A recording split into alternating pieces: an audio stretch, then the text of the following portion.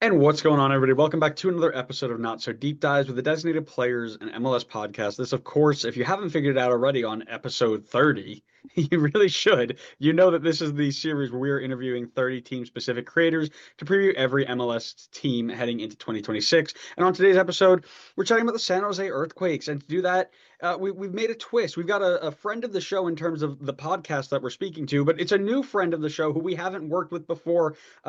Devon or Devon? I didn't even ask before we started recording. It's Devon. It's Devon. Devon. Perfect. Devon from Tectonic Takes. How we doing? I'm doing great. Living the dream out here. Just came back from Coachella actually, yesterday. So I'm still recovering from that. But yeah, how are you doing, Andrew? I'm doing well. A little tired because we were talking about before. It's been a busy day, but there's nothing better to get the spirits up than talking a little bit of footy, a little bit of MLS. But before we do that, how was Coachella? You get any cool insights on anything? Not necessarily insights, just kind of overviewing the San Jose Earthquakes. We just watched them play their game versus Charlotte. Watched a little bit of Austin beforehand. Yeah, it was a great weekend. Had a lot of fun. I was only there for one day. We're not planning on going back. But yeah, it was quite warm out there. We tried to stay as cool as possible. Had some player interviews post game. Try to get as much content out to our team as much as possible. So yeah, it was a lot of fun. Although a very quick trip. Oh, I'm sure. I'm sure. But sometimes those quick trips are worth it. You get out, see some good football, get some good content, which is always important, right? The one thing that we love to do here, obviously, other than collaborate with some great creators, which obviously we love Tectonic Takes. We love talking about scarves. I mean, you can see behind me, I'm a scarf guy. Scarves are my thing, and we love getting with some new people because they show off the coolest scarves. What are you rocking for us today?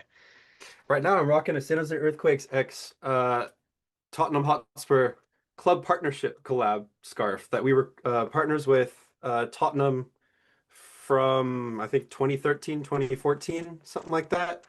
This is the age when we picked up Simon Dawkins for a couple of years, and then he There went you over to go. Monterey Bay FC. So, yeah, shout out Tottenham Hotspur. I know it's a very banter club, but that's kind of my following now. Ever since we were partnered with Tottenham Hotspur, I became a fan of them. So, you got something special, Andrew? Not necessarily special. It's just a Quake 74 scarf. There you go. It's one of the two that I've got for San Jose. So it's kind of bland on the back. It's also a summer scarf, which makes sense for California, but I don't know You if know I what's can funny is I've never seen that scarf in my life before. really. Yeah. This probably was a MLSsoccer.com Black Friday deal pickup because that's usually when I buy the one of every team. So that's probably where that one came from. I've got it somewhere. I don't know if I can find it, but I do have one for the Clash, I believe, up there on the wall somewhere, probably behind my big head. But I do have a throwback. I mean, you can see I got the burn there. We got the old Rapids underneath there, and the Clash are on there somewhere. I'll find them eventually, but that's what I got for us today. It's not nearly as cool as yours, but it does the job, which is kind of the vibe that I think 2025 San Jose brought into this season. It wasn't really impressive, but it existed. So before we get to 26, I want to just kind of recap for our viewers what 25 looked like because it was a tough year, right? They missed out on the playoffs by the game's one tiebreaker, finishing on 41 points with 11 wins and 8 draws. Needed 12 to get into the playoffs, didn't get it. So they were the outside looking in. Easily one of the most fun teams out there, though. 60 goals for and 63 goals against. I mean, the vibes top notch, baby, right? And Bruce Arena's men also lost in the quarterfinals of the U.S. Open Cup to Austin, which was their only other competition. No Champions Cup, no Leagues Cup. So, not a lot of schedule congestion, if you will, but they had a relatively good run of form in the middle of the year. They only lost once in 12 games between the 3rd of May to the 5th of July, but in the end, it was not enough to get into the playoffs.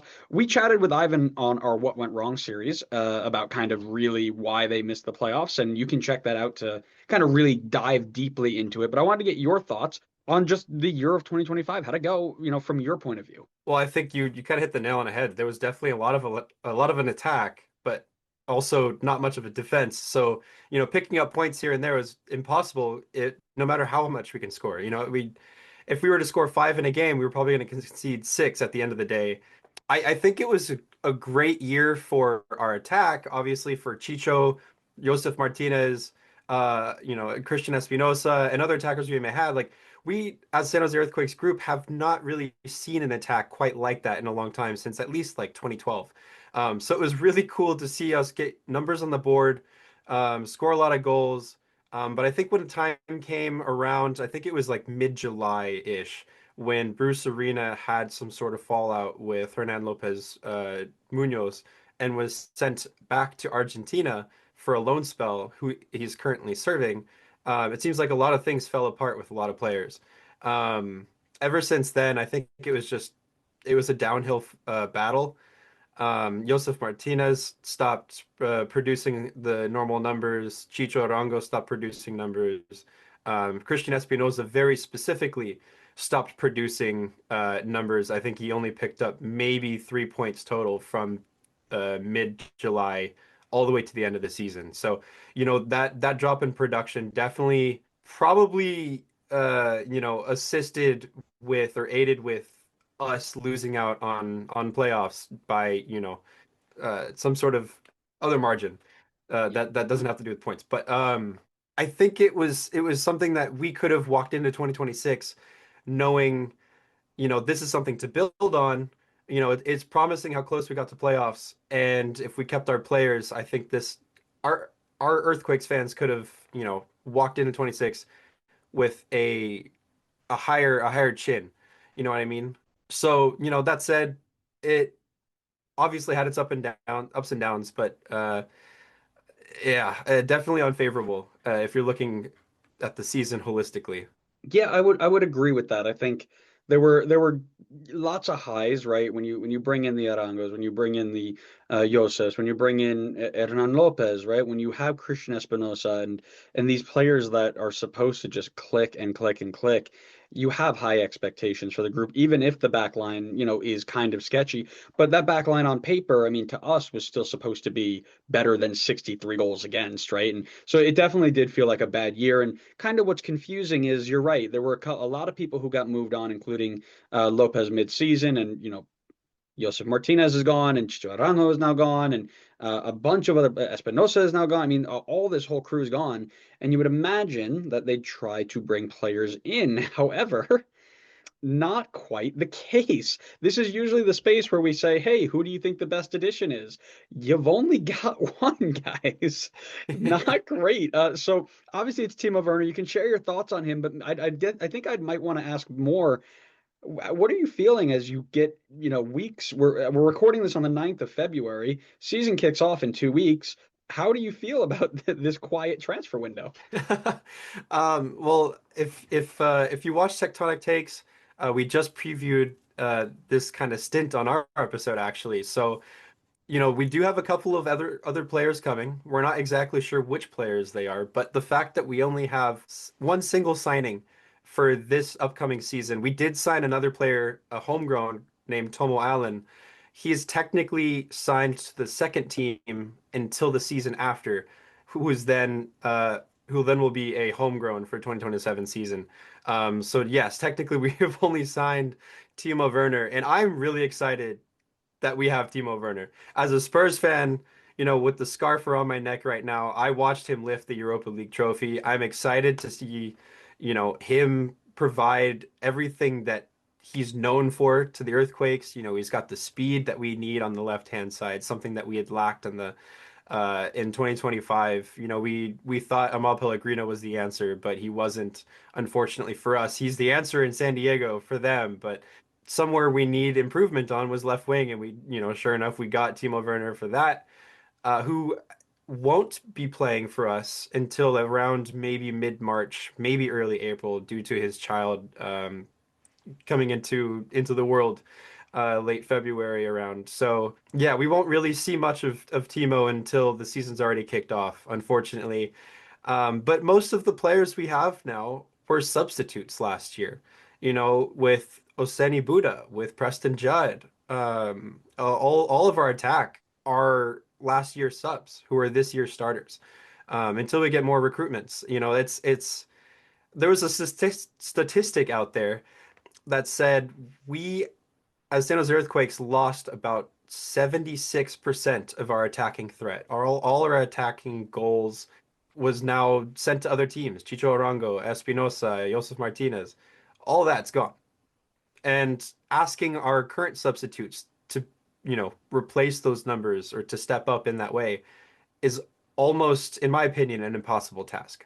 Yeah, it is, again, Bruce Arena can work miracles, but I don't know if that is what you want him to be doing, right? You want to give him the tools to do things. And I very much believe that more people are coming in. You can't run it that way. But it does worry me that that is the approach, and it doesn't bode well for a team that has had as much negative press about their owner as John Fisher has, right? I mean, the guy, all he does is walk around with the mantra of like, oh, this guy doesn't care about us, the guy doesn't care about us, and here we are, 2 weeks from the season, and you've made one big signing. Yeah, it's very interesting, especially from an outsider's point of view, where San Jose has always been the bottom club, right? For a long time, it's always been it's San Jose and everybody else, and we'll figure out who fills out the other 14 spots, which is not the way you want this to be, but unfortunately it is. And the owner has not helped you there in the last 5 years, and definitely has not helped you this year. So I do want to.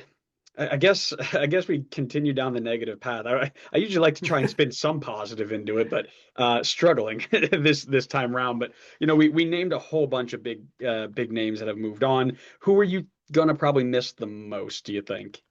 I think I'm gonna miss Espinosa the most. Mhm. I know that there was an inkling he wanted to stay here, and Tom Bogert had reported in the off season. Our former general manager Chris Leach had completely forgotten to extend Espinosa's contract and to trigger that extension, which kind of upset Espinosa, and he started looking for other options. He's like, how could you forget to extend the contract of your most important player? And I think that had a lot to do with Espinosa's choice in the future. If you don't want me here, I'll go somewhere else. And sure enough, Yeah. he chose Nashville. So, yeah, he's our points, all-time points leader or all-time assists leader. Sorry, let me rephrase there. We're gonna miss him the most, and in second most player we'll miss, which might be a bit of a long shot here, but in my opinion, I think losing Rodriguez as a center back, with how many goals we've conceded last season, we hardly used him. Losing a significant player like Rodriguez and not even playing him, I think, was a huge contribution to the detriment of 2025 Earthquakes. And if you look at his FBref stats, which I think FBref now no longer holds those stats They anymore. they got nuked. Yeah, they got nuked. So I'm sure there's somewhere out there. But his FBref stats was one of the league leaders in, you know, on average, as a center back, and we don't have that anymore. So, we're trying to pick up the pieces with our new draftees, Reed Roberts, Max Floriani. We'll see how they'll do in 2026. Yeah, you keep doing or making this reference about like players who didn't, good players who didn't play. And, I, by the way, I also mentioned Espinoza on here. I thought Rodriguez is a great shout as well. But it's an extra big loss because he didn't leave on his own. I mean, he did, but you pushed him out because you forgot to check a box. Crazy. Just and mind-blowing stuff, really. But is Bruce Arena having trouble with this group of players? Like, it seems like there are a lot of players that he's just not vibing with. And also, most of them he brought in on his own. They're all his old New England players. Like Yeah, what's going I mean, and maybe you don't know this answer, but it feels very much like he's struggling to get control of the team. yeah. I mean, I can't really say too much here, but Mhm. there was definitely a moment when Chicho Arango had scored a goal late last season, and he dedicated that goal to Hernan Lopez Munoz. And I think that moment kind of shined a light of, things that may be happening in the background. And I think there were a lot of, there might be players out there who thought it was unfair with the treatment to Hernan Lopez and the fact that he wasn't getting minutes after he went through his surgery and then was sent to the second team and wasn't given first team minutes as a DP 10. Yeah, I think you're right. You hit the nail on the head. There were a lot of upset players on the San Jose Earthquakes roster towards Bruce Arena. What the reasons may be, I don't know. But I know there was definitely some negative reactions. When you are Bruce Arena age and been in the league as long as Bruce Arena has, you get the moniker of like this grumpy old grandpa, I'm going to do it my way or the highway, and it seems like that is kind of what's going on here, which is kind of crazy. You mentioned kind of running it back with some of the backups, the next group up, the draft picks, the homegrowns. That means somebody who did not have a big role in 2025 is going to have to break out and be a big player in 2026. Who is that guy that we need to keep an eye on as neutrals or non-San Jose fans this year? This is gonna feel an odd take, but there's a player in the San Jose Earthquakes that many other fans across the league do not know about until we bring his name up. And his name is Bo LaRue. Bo LaRue was a lot how Tectonic Takes fans or Tectonic Takes hosts would call him. He's a star player, but he's one of those underground star players, a name that is not a household name yet, but he contributes just as much as some DPs would on any other team. He makes great passes. He retains the ball well. He has incredible goals, and he was just signed like 2 or 3 days before our opening season. A player to look for in 2026 or to keep an eye on is Bo LaRue, especially if you're a fan of another team watching this episode right now, and you want to think about which player in the Earthquakes you want to put in your fantasy lineup. Check out Bo LaRue. We just came back from Coachella yesterday. He has so far been our the only player on the San Jose Earthquakes this preseason to have scored a goal for us, and he's doing it consistently. He's putting in the minutes, he's putting in the work ethic, and he's just a great guy on and off the field. So keep an eye out on Bo LaRue for sure. We're going to pat ourselves on the back here. Designated Players Podcast. We know ball because Bo LaRue got a shout as a January camp, or somebody who should have gotten a January camp call up for us. So we found out about him. We know about him. Good for us. Good job for knowing ball. Absolutely agree. You have a whole host of U23 midfielders you could have put here, right? Nico Sakiris is somebody who comes up almost every year in this conversation. Noel Buck is somebody who's still 20 years old, which blows my mind. I think he's been playing here for like 8 years. Dude, I just don't remember a time without Noel Buck in the league. Certainly feels like it, right? Yeah. Right? Isn't that crazy? Isn't that crazy to think about?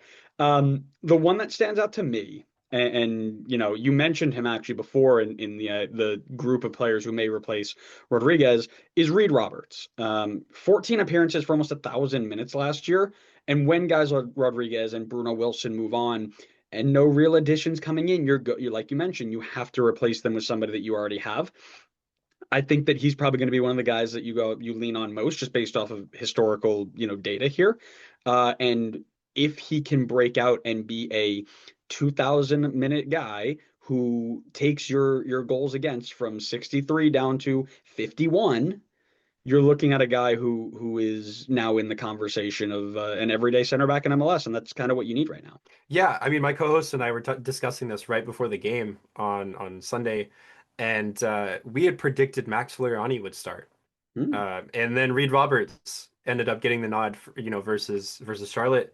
And he played a very simple fundamental game. And I was very surprised. I was actually quite happy with Reed Roberts' performance. It's something that Bruce looks for is the basics and fundamentals of the sport and the game and just kind of following that. And that's exactly what Reed Roberts has. He does what's needed and almost nothing more. He makes the simple passes, to an open player. He makes the simple tackles. He gets the job done and provides just that. And I think that's what helped contribute to the Earthquakes 1-0 win versus Charlotte. And I'm kind of excited now after that performance to see more of Reed Roberts because yeah, he is a young guy with a lot of time left in the league. And with growing experience and minutes, as you said last season, with over 1,000 minutes, there it's only, you know, the sky is up. That's where Reed Roberts is climbing. Well, and it's got to be exciting to have two guys right around that kind of youth. You know, you mentioned Floriani as well, where when this center back group of the Dave Romneys and friends decide to move on or eventually move on, you're not worried about, okay, we need to bring somebody in and they need to learn the league and we got to hope that they get on with everybody else. You've got two guys ready to step up and just be the next group, which I think has to be super exciting, right? Yeah, absolutely. And we have a plethora of young guys. It seems like we're growing our youth more and more. And I think that's a testament to our academy and now what we're capable of. Like the addition with Nico Tsakiris not getting many minutes last season and making his impact in the preseason. This year, we have Jamar Ricketts as a winger apparently in 2026, and with just the addition of other new young signings that are to come, like Noel Buck, or not an example of signings to come, but young prospects to make an impact for us. There's actually a player that I wanted to make mention before we moved on to the next one was Benji Kikanovic. Benji is, I think, as a Quakes group, we're expecting to see him as a fullback starter for Wow. this team once the league starts. For guys who watched Benji Kikanovic back in the Reno 1868 days when they used to be our second team pre-COVID, Benji was great. He's got a lot of speed, and he started as a wingback for Ian Russell. And I think, he had a matchup against Crystal Palace's Wilfried Zaha. And I can't give you the actual specific matchup tallies that he had versus Zaha, but he won about 6 of the 7 duels when they directly matched up on the field. So that's another player. Despite him not being as old as or as young as the guys we've just mentioned, he will be making an impact for sure for the first team coming into 26. That is so funny because actually the first person I put on my list was Benji Kikanovic because I feel like we've been talking about Benji Kikanovic being a guy for years. I mean, there was a moment where he was about to make a move to Greece with Matthias Almeida, and we were like, for what? The dude hasn't done anything into like, where is this guy going to go? But and that's like, okay, he's clearly got some potential. When's he going to use it? Outside back is interesting. I like it. I'm here for it. And just for the fact that I want to see Bruce Arena try to figure it out. Like, go on, Bruce. See if you can take this winger and turn him into an outside back. Go ahead. I feel like every year we always find, or with every coach, we find like this one specific player who we experiment with. The first one was Jackson Ewell with Matias Almeida as a center Center back. I think the back. next one, Yeah. yeah, Jackson Ewell center back. The next one I think was Tommy Thompson as a fullback entering the Luch or not Lucci era, but Tommy Thompson as a fullback. And then I think now we got Benji as another fullback. So, with every new coach, we have a new experiment on this team. Well, at least one of them worked. Tommy Thompson turned into a pretty decent right back, but man, the Jackson Ewell at center back is still podcast lore. I mean, we reference that yearly. I mean, just like when we talk about players playing out of position, we're like, up next Jackson Ewell, like center back, give him his flowers, whatever. So that's really funny that got brought up here. Listen, I wanna we could sit here and talk earthquake memes for ever. But I do want to talk to you about this one big question that's left, right? We're entering 2026. What's the one thing that is still kind of hanging over this team that hasn't been answered yet with all the things that have gone on? I think the biggest question here, heading into the 2026 season is what are we going to do with our attack? What is our attack really capable of heading into the 26 regular season? Can Oseni Buddha really push his limits? Can he find form? Can Preston Judd, a player who's been basically a substitute his career, can he push his way into a starting role for the Quakes? Can he provide the numbers that he did as a substitute in a consistent basis per 90? Or does Bruce need to bring in another 9 or DP 10? Can our attack really give us a push to the playoffs? I think is the real question. And kind of like what we alluded to at the start of this podcast is we're not really sure. I'm not really sure if we can because, the stats that we had last year is definitely almost insurmountable. Going from starting stars to substitutes and people who were getting, more minutes with Quakes 2 or previously the Town FC than the first team. Yeah, it's a big question mark above our attacking sets. Yeah, and that's kind of my thing too. It focuses more on Timo Werner, right? And is Timo Werner alone enough to get this team to the playoffs again? Probably not, right? I mean, they lost so many key pieces and they've been non-existent in the transfer window, as we've spoken about, outside of this one big move. And not only does he have to make up for all of the contributions of the players that have lost, but he also now needs to be better than the collective that they lost just to get them into the playoffs. And you take another step forward. I mean, it's just not enough for to me personally. But Yeah, I uh, really want to know. Sorry for interrupting, but I no, really please. want to know what was on that presentation when Werner said he went. Yeah, Bruce went to Leipzig and was like, "Yo, yeah." He presented to me like a really good detailed explanation of what he's going to do with the Earthquakes. Like, what do you present? I'm genuinely curious because I as an insider staying in, we don't know what to be a what he's got up his sleeve. to be a fly on the wall of a Bruce Arena PowerPoint presentation. No transitions, no design. It's a white screen that just says San Jose Earthquakes. Here's what we're going to do. And he just slaps up a formation and says soccer. And he's like, I'm sold. Because Bruce Arena, he ain't about the flashy stuff. You know that. Yeah, I think on that screen was just all of Bruce Arena's trophies, and that was it. He's like, You want one of these? Come on, let's go. Yeah. Oh, that's so funny, man. I Um, can't imagine.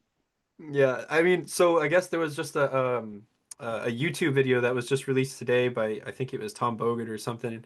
I want to get an official here Hmm. confirmation, but we are apparently in the market for a DP10 and someone new at the nine. And this was just released today. So it seems like there are extra recruitments coming to the team. We do have a former player named Mark Anthony Kay. He was trialing with the Earthquakes in Coachella, still is with the team. There is a chance that we may sign him as midfield depth, but the fact that we have a DP10 and a new nine potentially on the way is very telling to where Bruce thinks we need kind of replacements for into this coming season. Well, that's really big then because it means that he's looking at his team the right way. Because yeah, you definitely need some. So let me phrase this the right way. We're going into 2026. At the moment, there's not a lot, but there are hypothetically people coming in the door. Where do you think that the Earthquakes finish in 2026? Whether they get those moves over the line, whether they don't, they get one of two. I'll let you put any scenario out there. But what do you think they're going to finish in the West? In the West, without any additions, if everything falls through, I'm going to say the Earthquakes finish about two positions out of playoffs. I Ooh, think we'll scrape by. We'll get enough wins. Maybe, some shutouts and our defense comes in clutch a couple of times. But I think we will just miss out on playoffs by 3 or 4 points, two positions out. With the signings, if both of them come through, I think we'll barely scrape by playoffs and maybe hit sixth or fifth. I And love it's that. going to be a tight playoff race, I feel like, in the Yes. West. Yeah, well, we talk about it all the time, and again, people who have listened to all 20 whatever episodes to this point, I say this in almost every one of them. In the East, 7 teams can finish in the top four in any given year. In the West, 10 teams can finish in 5 through 7. And Yeah. it's even more of a bloodbath, but it's for the middle instead of the top. Good teams miss out every single year because it's just such an insane middle ground, right? And I think you saw it. You had 41 points. You missed out by one spot or one win, really.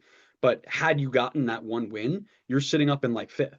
And had you lost one more game, you're down in like 12th. I mean, it's a one win margin. It's crazy. So that's why I love the West as much as anybody. But I don't know, man. I don't like the roster so far. Doubting Bruce Arena is a fool's errand. If there's anybody who's going to take a bunch of backups and draft picks and homegrowns and turn them into an MLS Cup winning side, it's Bruce Arena. Yeah. But I don't know if Well, this is the year. yeah, I think if you look at our depth chart, there's really not much there. All we have is midfield, and then that's it. We have the starters on defense. Mhm. We have maybe a couple of homegrowns here and there. We have some draftees that we've yet to sign. But if you look at our attacking depth chart, if one player gets injured, there's almost no other replacement. So we kind of have to rely on player health throughout the entire season. And thankfully, we have, the World Cup coming in 2026. So there's a huge break in case anyone gets injured for any team in MLS, Mhm. for recovery. But specifically for the Earthquakes, I think we are very reliant on currently on player health and making sure that no one gets injured. Because if they do, if any attackers get injured, there's a lot of question marks um, on our attacking players, and Yeah, if anything comes from that, I would say our playoff hopes just went from sixth place to 10th. yeah. Well, and even if you get that replacement nine in, right? That's not four players of depth. That's one starter. It's not like you're immune from any big issues like that. So just something to keep in mind as well while we think about these predictions. I like Preston Judd. I don't think he's the answer if you're going to play Timo Werner at the right wing and or even as a second nine. I don't think he's the answer. Your center mid is deep, right? And your back line at the moment is average. I think you're going to right now with the way it's laid out, I think you're going to miss the playoffs. I think you're 11 to 15. I don't think it's you're going to get blown out of the water. I think you're going to be playing for the last until the last 3 weeks of the season, but I Yeah, don't think you've got enough. I think, and even if it depends on who you bring in, right? I need to see who that 10 is and who the 9 is, at least who you're rumored to, before I can be like, oh, those guys are going to make a big difference because DM is just or DP is just a tag, right? Once you put it on there, it doesn't mean that player is going to. I mean, Xherdan Shaqiri, perfect example, right? Yeah, he was a hmm designated player. What did he do for Chicago? Absolutely nothing, right? So need to see the guy do it, but at the moment, I'm saying it's a missed playoff year with a future, brighter future with a lot of good youth and coming up. But this year, I think we're missing. Yeah, and I think, as we love Grit FC out here in San Jose, I think the two most embodied players of that is obviously number one, Preston Judd, and number two, Benji Kikanovic. But even, I think even Grit can't get wins. You gotta have more than just grit. You gotta have talent, skill, dedication, work ethic, etc. Good team sportsmanship. And I think that was something that Bruce had mentioned in the offseason, getting rid of a bunch of toxic players. Mhm. And he didn't allude to names or anything in particular, but the fact that he mentioned getting rid of players he's unhappy with, which kind of you had mentioned, like he had brought them in the first place, Right. and then San Jose was also a mark with San Diego's Irving Chucky Lozano. Yeah. There was some contact with him, I believe, and I just I kind of think of the irony of reaching out to Lozano when Bruce was unhappy with the toxicity of last season. Signing him would have just kind of brought him back to square one, but he didn't, and we're looking at other players now. But yeah, anyways, sorry, I'm having a brain fart moment. No, you're Uh, good. Well, what I want to, I'll just piggyback off of that because Chicho Aranjo was exiled out of RSL for rumors that he was a bad locker room player. He was moved on from LAFC, not for those rumors because they got a good deal for him, but when he was rumored to come back to MLS, they weren't jumping at the bit to get him. It's not unheard of that he is causing, he's one of those guys who causes issues. And Bruce Arena being, the old school guy that he is, he's culture first. He doesn't care who you are or what you bring. If you're going to come up to the locker room and you're not going to be all in for this group, have a good one, right? Go take your uh, toxicity somewhere else if for lack of a better term, because I want a group. I don't want individuals. That's a Bruce Arena. I mean, look at what he did with the New England side that won the Shield and set a points record. I mean, Matt Turner, who undrafted, right? Not an academy kid, he's an undrafted college kid. Tajon Buchanan blows up, underneath his tutelage because all of those guys built into his system, bought into his system. Now he's trying to do that same thing here. I just don't think he's getting all the pieces that he needs. Yeah, which is unfortunate. I think he may want more pieces than he's getting. But I think, looking at our ownership, John Fisher, he only provides as much money as he does every season. We're not really sure what the budget is for this year, but there's just been patterns ever since, we've started in 2012, 2008, all the way up to now.